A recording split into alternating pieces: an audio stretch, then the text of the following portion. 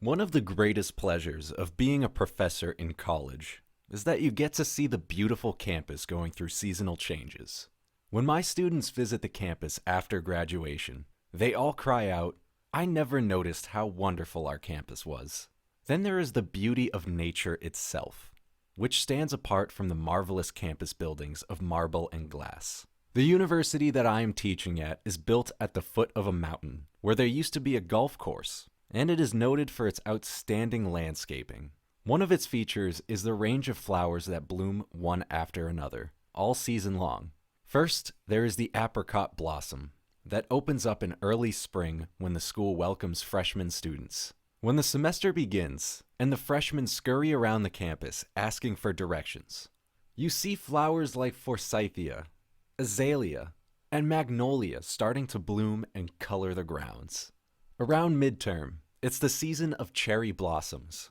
They pop splendidly all at once, and too soon drift away on the wind like a rain of petals, to the great perturbation of students as they busy themselves studying for their exams. Then follows the king of all seasons, May, the season of roses.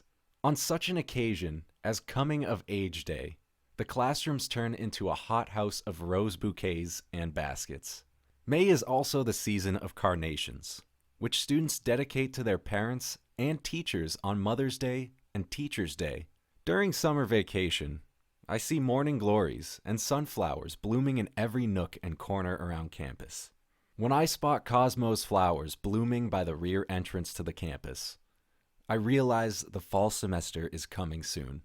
When it begins, I am sometimes confused as to whether it is spring semester or fall semester. Then I see the chrysanthemums on my desk and realize that it is the fall semester. Once the chrysanthemums are gone, you don't see any flowers blooming on the campus. But you hear in the news that in the southern part of the country, camellias have started to bloom. Apricot blossoms, cherry blossoms, sunflowers, chrysanthemums, and camellias. I listed all these flowers because I have a question for you. Of all these flowers I have mentioned, which one do you think is the greatest? Yes, you heard it right. I did not ask you which flower you like best. I asked you which flower you think is the greatest. Is he out of his mind? Flowers come and go in their own season, and they are all beautiful in their own way. How can any flower be greater than the other, or even the greatest? What's wrong with him? If this is the first thought that crossed your mind, you understood the question perfectly. There is no flower that is the greatest of all. Each flower is great in its own way. Each flower blossoms its own time for a reason. The problem is, we can be logical and rational about flowers, but not about our own life. Most young people wish to be the first to bloom, like apricot blossoms that bloom ahead of all the others. When it comes to our life, we all suffer from a bad case of nearsighted vision. We see nothing beyond what is here and now. Therefore, we cannot see the season of chrysanthemums coming, and we cannot see how splendidly they color the late autumn. Everybody wants to be the apricot blossoms that bloom early in the spring, when most other flowers are not even close to waking up from winter. But is the apricot blossom the greatest of all, just because it blooms earlier than others? Is it more beautiful than others for the same reason? No, it isn't. Come May, after all the apricot blossoms are gone, the magnificent roses start to bloom.